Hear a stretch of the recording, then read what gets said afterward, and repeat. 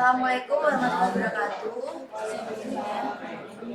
Sebelumnya kami dari kelompok 8 mau mempresentasikan hasil kerja kelompok kami. Di sini dengan saya Amalia Putri dan teman saya Sari Devi. Jadi latar belakang usaha kami adalah dari pengamatan dari anak-anak kampus yang dimana untuk mencari minuman yang segar kita biasanya teh. Jadi kita membuat usaha minuman teh dengan berbagai variasi rasa dan topping. Dan visi dari usaha kami untuk menjadi minuman teh pilihan utama di kalangan pelajar dan mahasiswa dengan cita rasa yang menyegarkan, harga terjangkau dan juga pelayanannya yang ramah.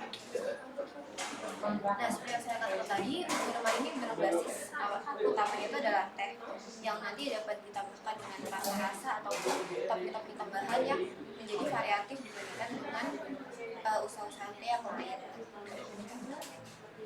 Lalu untuk bisnis kontennya pada customer relationship itu kita akan aktif di media sosial, kasih promo spesial, feedback langsung dari via WhatsApp atau IG DM dan juga pelayanan yang good.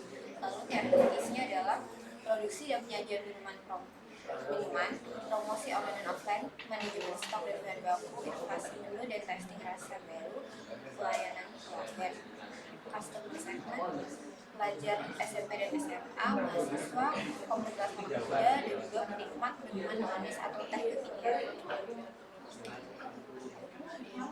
Kemudian dari usaha ini sama dengan sendiri terdapat key resource yaitu bahan baku, good dan perlengkapan SDM sebanyak 2-3 orang, kemudian desain dan kemasan yang terbranding, lalu media sosial aktif. Kemudian dari revenue stream yaitu penjualan teh reguler, penjualan teh premium, add-on topping dan paket hemat. Kemudian di channel terdapat divisi di dekat sekolah atau kampus, lalu media sosial berupa Instagram dan TikTok. Kemudian dapat dilakukan pemesanan via WhatsApp dan juga layanan pesan antar lokal. Kemudian peer partnership yaitu supplier bahan baku, percetakan kemasan dan stiker, lalu kantin atau kampus sekolah, kemudian ojek lokal atau jasa antar. Kemudian terdapat value proposition, yaitu minuman teh kekinian yang segar, enak dan terjangkau. Lalu terdapat varian rasa unik dan bisa di-custom, kemasan estetik dan cocok buat konten sosmed. Kemudian pelayanan yang cepat dan ramah, lalu loyalty program untuk pelanggan tetap. Kemudian dari segi cost struktur terdapat pembelian bahan baku, gaji tenaga kerja, biaya food dan perlengkapan, lalu biaya promosi dan media sosial, kemudian listrik dan air. Kemudian dari strategi penjualan untuk menarik konsumen terdapat beberapa cara yang bisa dilakukan, yaitu terdapat diskon soft opening seperti diskon 20% sampai 10% yang lebih murah di minggu pertama. Kemudian terdapat event beli 3 gratis 1 paket bundling.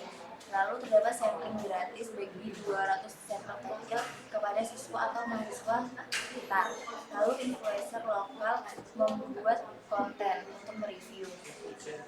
Kemudian berikut merupakan modal usaha. Yang pertama terdapat peralatan produksi sebesar 5 juta. Kemudian peralatan toko seperti kursi, meja, dan etalase dengan jumlah 4 juta. Lalu desain wearable branding. Kemudian website dan e-commerce 2 juta. Perizinan usaha 2 juta. Kemudian sistem pembayaran digital. Lalu biaya renovasi dengan modal usaha tersebut setotal 17.500.000.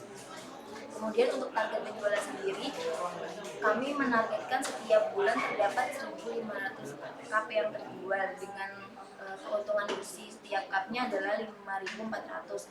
Dari cup tersebut kita mendapatkan total 8.100.000 per bulannya.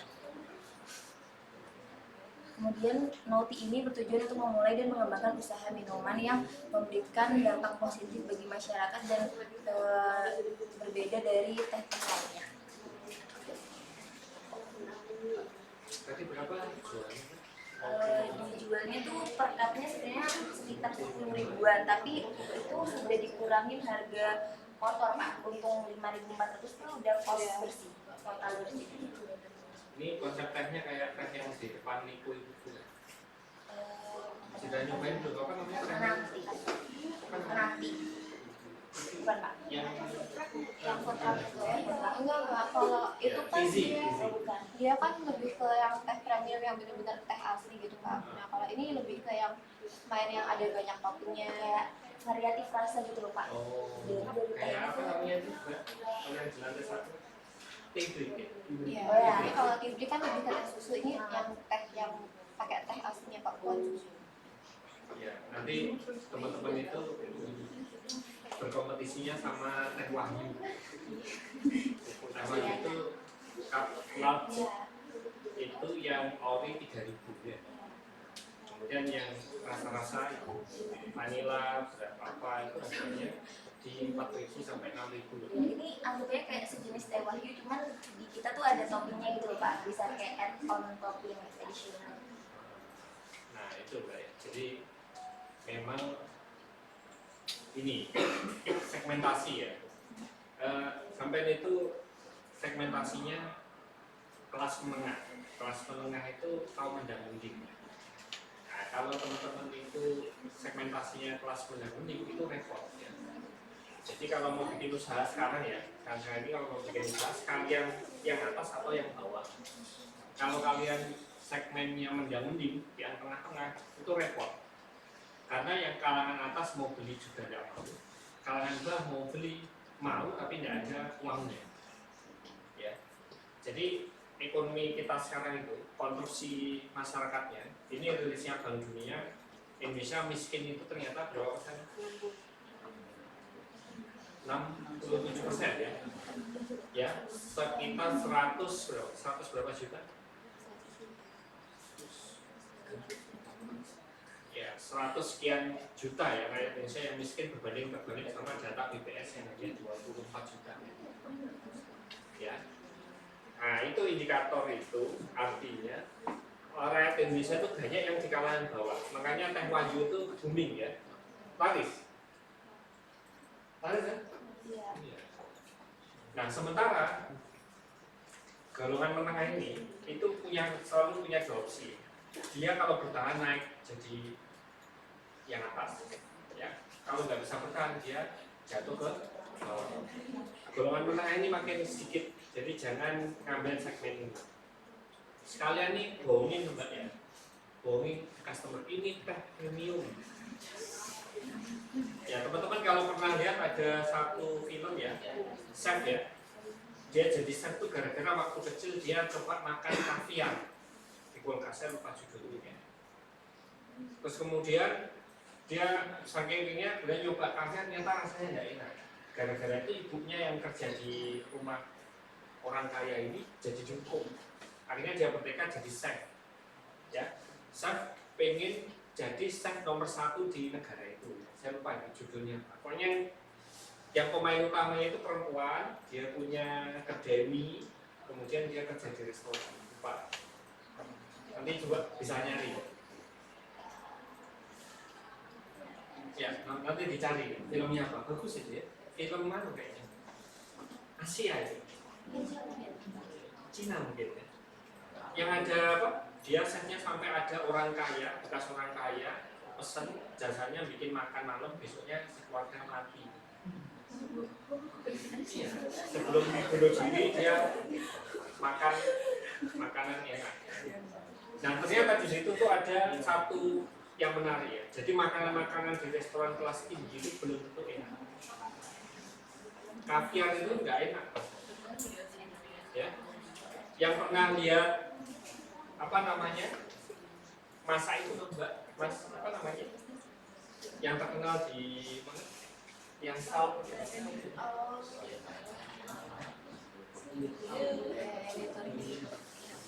ya coba kalian makan daging cuma dikasih garam enak. Sama sate saya kira enak. Nah kalau nggak percaya datang aja ke restoran hotel bintang 5, cobain, nggak enak. Nantinya enak, dimakan nggak enak. Ya, kalian boleh nyoba ya. Loh, itulah kenapa yang kita jual ke orang kaya itu sebenarnya bukan rasa, nggak penting rasanya. Yang penting apa? Gengsi.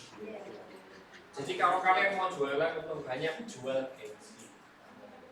Jangan jual rasa. Seperti iPhone. iPhone tuh bisa apa sih? Selain foto. Iya nggak? Sudah harganya mahal. Bisa apa sih iPhone? Sampai ada persewaannya loh di pasar. Dan laku. Itu beda nanti. iPhone tuh bisa apa sih? Bisa apa mas? Bisa bikin apa? Kalau pegang iPhone tuh biar apa? Keren ya, gaun. Yang dijual iPhone tuh itu ya. Di luar itu bisa apa sih? Mau transfer file gitu ya. Ya sekarang ada iPhone Unisol itu kan. Mau apa lagi? Enak ya. Tapi kenapa laku mbak? Ya, karena ya sih. Contoh nih mobil. Tadi versi ini ya. Sekarang versi mobil. Ada mobil itu yang masalahnya banyak banget tapi laku banget. Namanya mobil HRV. Tahu ya? Mobilnya ani-ani itu loh. Kalau di Surabaya gitu katanya HRV Brio kuning ya. Ada white Brio ada yang white Brio ya. Nah, itu cewek. Nah gitu ya. Karena gini nih, kalau versi motor Honda itu kenapa Pak nggak laku? Ada rangkanya mudah patah, ya. Banyak masalahnya loh. Sedangkan Suzuki awet, kenapa nggak laku? Karena nggak ada gengsinya kan, Suzuki nggak keren ya.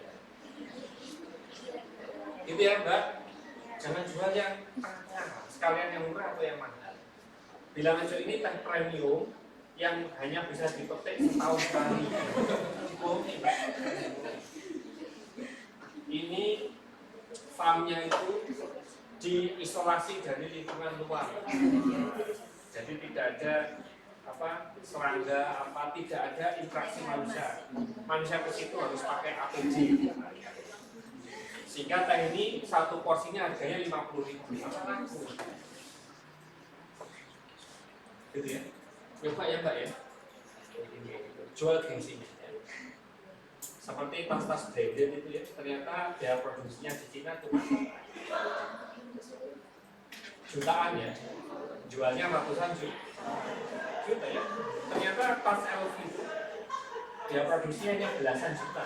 Dijual ratusan juta. Nah, itu caranya. Oke Mbak. Sekian presentasi dari kamu kami. Terima kasih banyak.